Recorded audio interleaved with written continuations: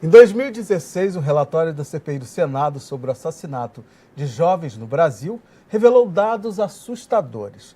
Todo ano, 23.100 jovens negros de 15 a 29 anos são assassinados, o que significa 63 mortes por dia, uma a cada 23 minutos. Uma dessas tragédias aconteceu em 14 de maio de 1987, na cidade de Porto Alegre, no Rio Grande do Sul. Uma história revoltante, contada no documentário O Caso do Homem Errado, de Camila de Moraes. Camila, prazer enorme te receber aqui. Obrigada. Muitíssimo obrigado por aceitar o nosso convite. Agora, 1987, você tinha dias de nascida. Como o interesse, como essa história veio fazer parte da sua vida? Certo. Eu nasci em abril, esse caso aconteceu em maio. Esse caso aconteceu com o Júlio César. Ele era um operário negro lá no Rio Grande do Sul, em Porto Alegre, e teve um assalto próximo da casa dele e ele foi ver esse assalto. Quando ele foi ver esse assalto, ele teve uma crise de epilepsia e aí alguns transeuntes falaram que ele estava envolvido no caso e a Brigada Militar pegou ele e colocou ele no camburão. Nesse episódio tinha um repórter lá, que ele fez a foto dele entrando vivo no camburão. E aí o repórter foi para o pronto-socorro. Levou, assim, 7 minutos para chegar no pronto-socorro. E a Brigada Militar levou mais de meia hora para chegar. E quando chegou lá, chegou com o Júlio César já morto, com 2 tiros. E aí esse mesmo repórter fez as fotos e aí foi para o jornal. E aí então ficou comprovado que nesse trajeto teve uma execução. Só que até então o jornal divulgava como um assaltante que havia morrido num conflito. E aí a família estava procurando por Júlio César, né, que ele estava desaparecido, porque quando ele saiu de casa para ir ver o assalto, ele saiu sem documentos. Então ele estava desaparecido, isso foi em 87, as pessoas não conseguiam ligar, não tinham telefone, não tinham acesso ao jornal. E aí demorou 3 dias para eles reconhecerem, saberem o que de fato tinha acontecido com Júlio César. E aí, quando eles descobriram que Júlio César tinha sido assassinado, eles entraram para pedir justiça. Então, foi o movimento negro, junto com o movimento de direitos humanos e os repórteres, o jornal, a imprensa teve um papel fundamental também, para dizer que não, Júlio César foi confundido por ser negro e executado pela segurança do estado do Rio Grande do Sul. E aí, então, esse episódio, pela mídia, ficou conhecido como o Caso do Homem Errado, que é o nome do documentário. E aí a gente faz esse filme também porque eu escuto essa história desde criança dentro de casa, porque Júlio César era irmão de criação do meu pai e padrinho do meu irmão. Então, há 30 anos, a gente vem escutando essa história. E isso aconteceu em 87 e até hoje continua isso. Toda hora os jovens negros... E é uma negros... história muito presente na nossa vida, né? Na vida de toda pessoa negra, né? Então, assim, eu mesmo passei por uma experiência que poderia ter acontecido exatamente isso comigo, né? Minha mãe morava num bairro de classe média, por sinal morava numa cobertura, eu desci para... E eu não morava com ela, eu desci para comprar um refrigerante, e de short e camiseta e chinelo, né? Como no Rio de Janeiro as pessoas andam. E aí o segurança da rua botou a arma na minha cabeça e perguntou o que eu estava fazendo ali. Ou seja, esse cara poderia ter atirado e me matado. Ou seja, a gente está vulnerável o tempo todo. Então é uma história que persegue, né, a gente o tempo todo, né? A nossa família, né? Enfim. E isso... naturalmente, é o que te embarga a voz, né? Porque, assim, somos cidadãos negros e aí a gente não tem nem o direito de andar na rua, né? Pelo simples fato de ter a melanina escura. Esse episódio, se tu for falar com pessoas negras, várias pessoas vão ter algum exemplo para contar, infelizmente. Infelizmente, no Brasil, o que mais se mata é jovens negros. Todos os dias, por minutos, está sendo um jovem negro que está sendo morto. E aí não é só um jovem negro que morre. É toda uma família e toda uma estrutura. É a sociedade que está se matando. É a população negra, em geral, que estão matando. E aí isso vem do racismo. Um racismo estruturante e que o Brasil continua e praticando esse racismo, não busca soluções práticas para eliminar isso, e nem tem e nem quer, né? Nem quer, eles não querem terminar com o racismo.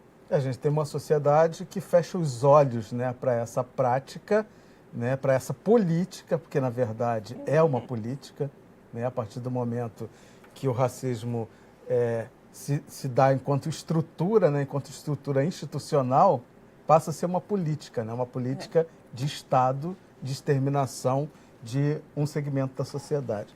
Vamos ver aqui um vídeo que a gente preparou.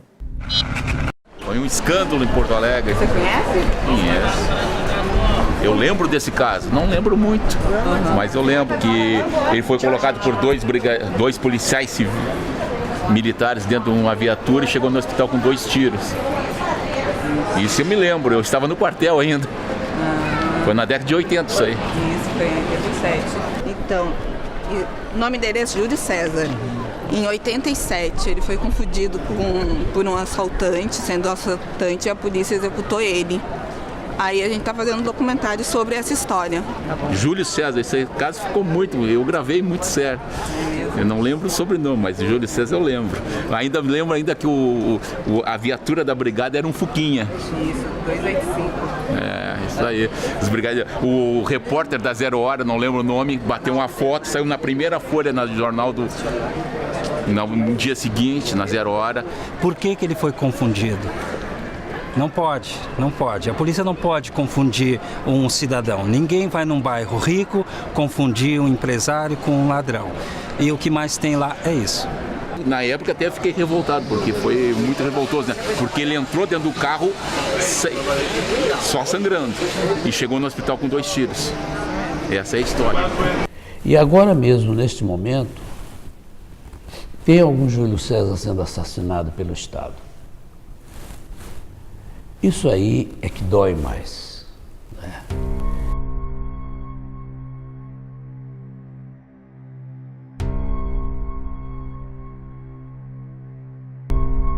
Mas assim, a minha vida parou em tudo, né? Os planos que a gente tinha, as coisas que eu pretendia fazer. Eu não me formei, eu não estudei mais, eu parei de trabalhar.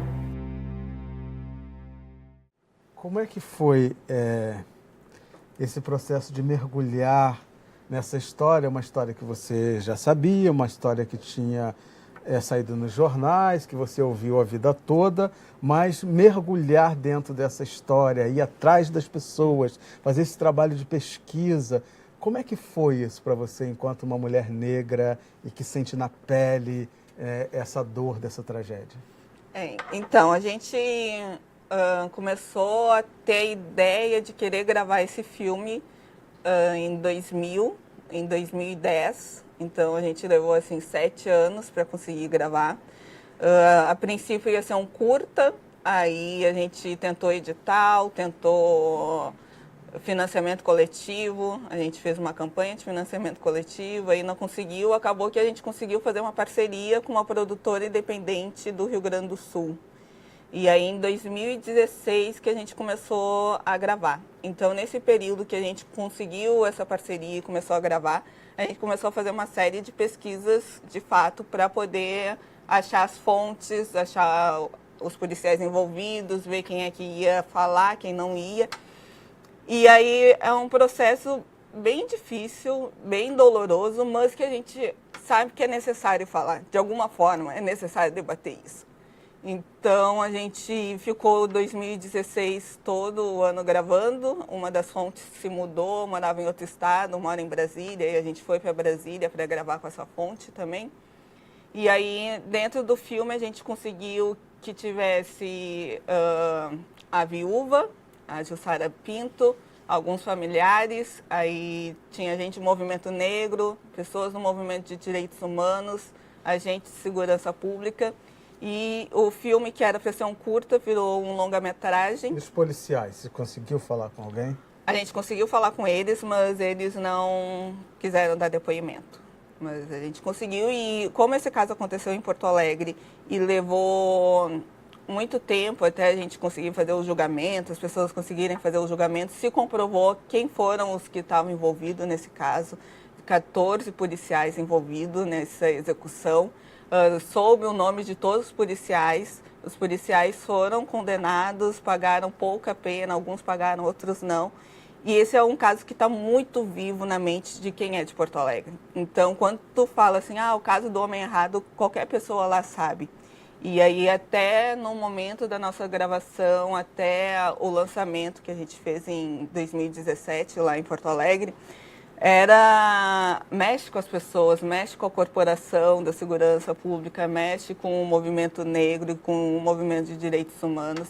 E foi um processo que está sendo ainda um processo cansativo, mas com alguma trajetória que eu acho que vai para além do futuro. E o que você recolheu de depoimentos policiais? O que eles falam sobre isso? Com quem você conseguiu falar, e mesmo que não apareça no filme, mas que você conseguiu ir atrás. Qual foi a reação? O que essas pessoas falaram para você? Então, o que a gente fala é que, o que eles falaram é que, tipo, como esse caso aconteceu em 87, a segurança que tinha no Rio Grande do Sul era uma segurança de ordem, que não está preocupada com a cidadania, e sim em praticar o que eles acham que é certo e que é executar pessoas sem um pré-julgamento. E mesmo se eles fossem, ninguém tem o direito nenhum de executar outro ser. Então, o que havia e o que ainda há é uma segurança de ordem, que não está nem preocupada com a cidadania das pessoas. E a questão do recorte racial, eles têm essa ideia de que o negro é a vítima em potencial desse tipo de abordagem? A gente tem as estatísticas, né, que comprovam isso. Eles não vão falar, mas pelas estatísticas a gente tem o que comprova isso, né, quem é. Mas eles não se pronunciam, negam, tem alguma fala nesse sentido? Não, deles não. Eles só dizem que é um problema de abordagem, de um momento em que não se tinha preocupação com a cidadania e ela resolveu o problema. Mas a gente está vivendo isso exatamente da mesma forma até hoje, com toda a informação, com toda a tecnologia que está aí disponível para registrar tudo, e essas coisas continuam acontecendo, ou seja, a política é a mesma. Essa semana aqui, num noticiário, apareceu uma troca de tiros numa comunidade e estava sendo filmaram eles botando um corpo negro, 4 policiais dentro da viatura no camburão, naquela parte ali da mala. E, tipo, ninguém fala nada. É mais um corpo negro que está sendo morto e ninguém... É naturalizado, né? A gente virou o quê? Dados e ninguém fala nada, ninguém nem aí. O Júlio César ainda teve a sorte que tinha um repórter que fez as fotos, teve a família envolvida, todo mundo. Mas se não tivesse, até hoje iam estar procurando por ele. E quantas outras pessoas que estão procurando, sabe, que morreu por ter a cor da pele escura. É isso. Eu vou ter que ir para o intervalo, mas já a gente está de volta.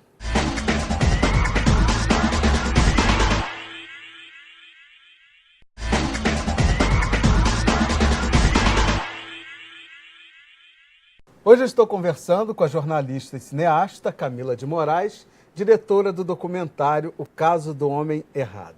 Camila, vamos começar vendo aqui mais um vídeo para a gente iniciar o nosso papo.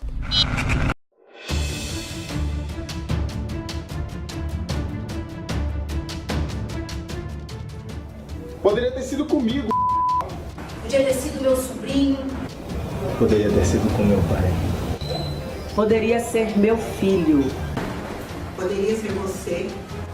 Poderia ter sido meu irmão. Poderia ser meu sobrinho. Poderia ter sido com meu pai. Poderia ser minha família. Poderia ter sido com minha mãe. Podia ser meu filho. Podia ser meu neto. Podia ser eu. Poderia ter sido até Até você poderia ter sido comigo. Poderia ter sido comigo. Poderia ser meu primo. Poderia ter sido eu. Poderia ter sido meu tio. Poderia ter sido meu afilhado. Poderia ser minha irmã. Poderia ser a minha família. Mas foi com o meu marido. Foi com o Júlio César.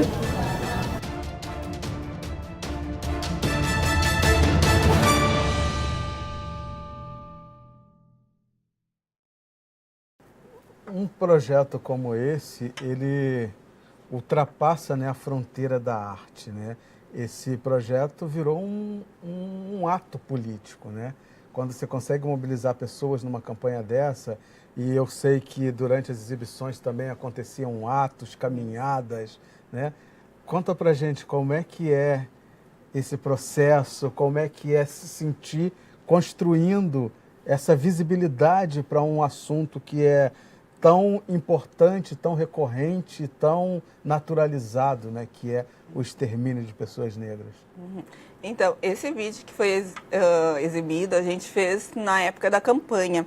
E aí eu já morava em Salvador e a gente está tratando no caso do Rio Grande do Sul, esse específico, mas apresentando dados gerais. E aí a gente gravou em Salvador e lá no Rio Grande do Sul e teve esse elo, né? As pessoas se envolvem no caso, porque é um caso próximo, então todo mundo tem, então se envolve. E aí a gente fez isso e em maio do ano passado a gente fez um lançamento em Porto Alegre, porque completou 30 anos do caso. E aí a nossa equipe me avisou que, ó, a gente fazendo esse pré-lançamento, tem alguns festivais de cinemas que não vão aceitar o filme por conta dessa exibição. Mas para mim, era muito importante fazer isso, porque a comunidade negra vem nos apoiando, vem acompanhando todo o processo de gravação, porque a gente precisou de recursos financeiros, então a comunidade negra nos apoiava, auxiliava. Então, era uma forma de dizer, ó, o que foi feito durante todo esse tempo de gravação, aqui está o resultado. E aí, em maio, quando completou 30 anos do caso, a gente fez uma pré-estreia em Porto Alegre, no Cinema Grande de Porto Alegre, e com um ato político na Esquina Democrática, que é uma parte do centro de Porto Alegre, onde acontecem atos políticos. Então, a gente fez esse ato político lá, falando de vidas negras importam, a nossa vida importa. E aí, desse ato, a gente foi caminhando até o cinema, que é um percurso grande. Então, a gente foi em marcha até o cinema e lotou um cinema com 180 lugares e mais 60 pessoas de fora. E aí, a partir disso, a gente foi para o Festival de Gramado, que é um festival grande de cinema aqui do Brasil, um festival internacional. Fomos selecionados para ir para o Festival de Gramado, porém, no Festival de Gramado, a gente não poderia concorrer a prêmio por conta dessa exibição. E aí, para nós, já foi um grande feito a gente conseguir chegar nesse festival com o primeiro filme, o filme finalizado em maio. Em agosto, a gente já está participando desse festival grande. E aí, a nossa exibição no festival foi numa segunda-feira de inverno, no turno da tarde. E aí, a gente organizou um ônibus para ir para Gramado. Nesse ônibus, cada um pagou a sua, porque a gente não conseguiu ônibus gratuito. E foi um ônibus lotado, com a população negra sempre apoiando.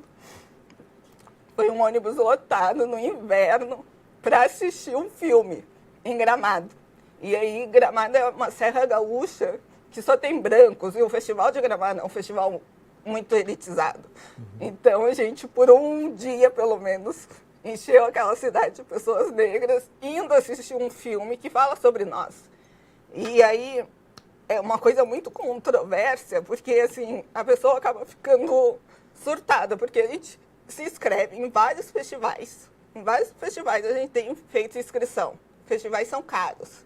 Tem que pagar taxa de inscrição. Depois tem que pagar envio do material e várias outras coisas. E quase nenhum... A gente já teve recusa de vários festivais.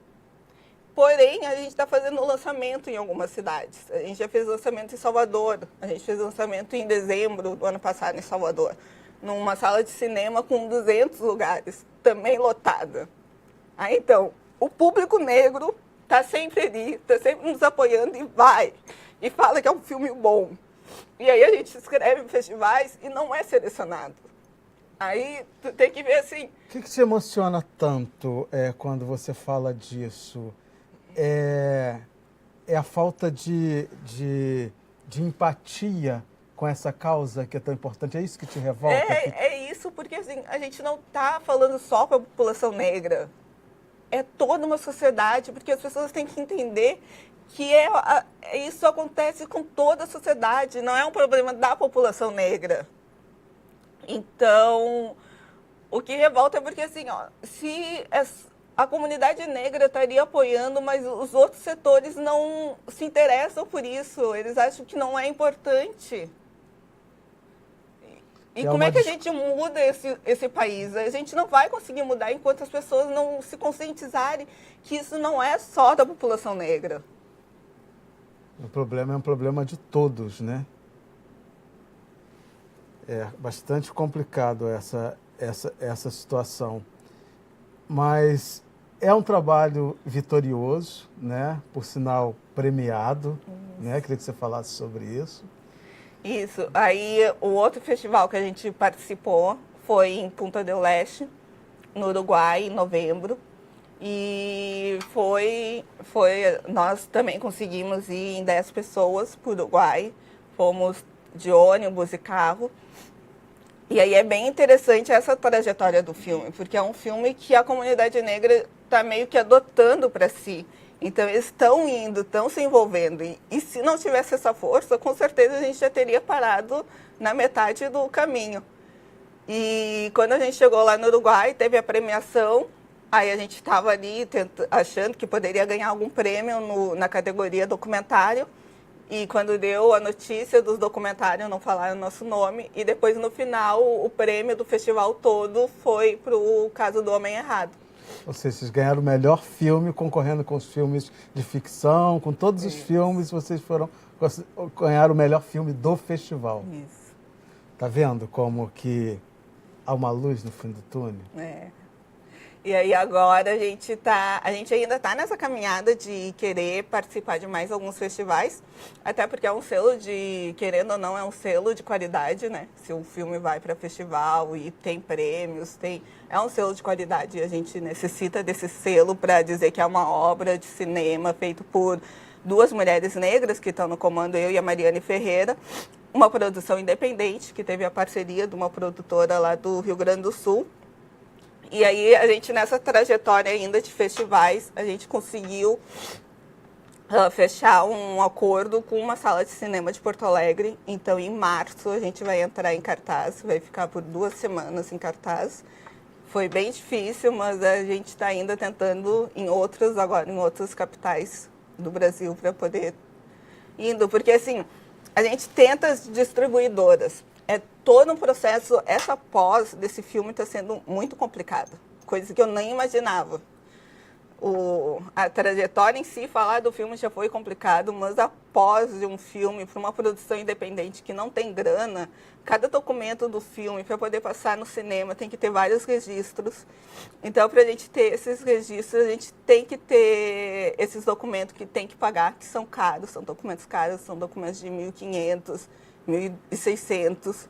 Então, a gente tem que tirar essa regulamentação para poder passar em sala de cinema. E aí a gente está nesse processo de 2 meninas tentando. Eu falei, olha, aí a gente tinha já um acordo para fazer. E a menina falou, ai Camila, será que não é tempo de a gente dar uma recuada, se estabelecer para continuar? Eu falei, bom, a gente já deu esse passo. Eu acho que agora não tem mais como voltar atrás. E aí a gente tenta as distribuidoras, porque se a gente tivesse uma distribuidora, ela faria esse papel. Uhum. Só que nem as distribuidoras querem. Uma que a gente estava tendo um diálogo, ela pegou e falou, infelizmente não é o nosso perfil. Eu falei, pois é. Esse é o nosso perfil, é a comunidade negra, a gente vai sempre falar sobre isso. Então, se eles não querem, vai demorar mais, mas a gente vai continuar indo. Agora, o que é mais revoltante, Camila, é que, ao mesmo tempo que a gente está tentando, né, essa luta, essa a gente, no Brasil, a gente não tem uma indústria cultural, né? Os filmes brasileiros, eles são produzidos com dinheiro independente, com dinheiro público, dinheiro de impostos de todos nós, né? Brancos, negros, indígenas, de todos nós. Mas só um setor da sociedade tem acesso a esse dinheiro para produzir histórias que contem as subjetividades deles. Isso é muito injusto. E você tem que passar por um processo que você está passando, né, para poder contar a história de um povo que construiu esse país, subjetividades tão importantes de uma população que hoje é a maioria da população brasileira, e ter negado a todos nós, né, que estamos aí tentando mudar essa história, ter negado esse direito a essa produção, esse dinheiro que é nosso. Isso é muito injusto. E cinema é muito caro, os equipamentos são muito caros. Toda a estrutura, né? Porque não é só fazer o filme, né? Como você está falando aí, você está vivenciando isso. Não é só fazer o filme, tem exibição, né? Tem distribuição. Né? E aí depois que tu, também não é justo, depois que tu passa por todo esse processo e não ficar com o filme parado. Aí é muito complicado, está sendo muito complicado, mas... É um processo de guerrilha, né? Infelizmente, né? E você é uma Candace, então não vai ser o racismo que vai te paralisar, não vai ser essas dificuldades aí, essas pedras no meio do caminho que vão te paralisar, com certeza, né? Você é uma jovem guerreira, linda, está realmente fazendo história e você pode ter certeza que muitos frutos já estão sendo colhidos e serão muitos e muitos colhidos com o seu trabalho. Camila, muitíssimo obrigado pelo seu empenho, né? Pela tua emoção, pela tua juventude que você está colocando em prol de uma causa tão justa, tão necessária, tão verdadeira, né? Que emociona todos nós e que você está conseguindo mobilizar pessoas de todas as idades que estão, né, brigando contigo por esse projeto, por essa causa. Muitíssimo obrigado por tudo.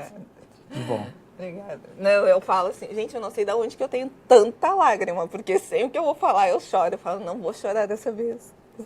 Continuo chorando. Mas tem que chorar mesmo. Tem que extravasar, botar para fora. Eu conversei com a jornalista e cineasta Camila de Moraes, diretora do documentário Caso do Homem Errado. E se você chegou agora, não tem problema. Entra lá no www.alerj.rj.gov.br ou cultine.com.br, que está tudo lá para você. Obrigado pela companhia e até o próximo encontro. Eu te espero. Cultine é aquele espaço, aquele movimento, aquele acervo que se esperava. Ainda bem que nós temos tudo guardado, tudo reservado, contando um pouco de nossa história.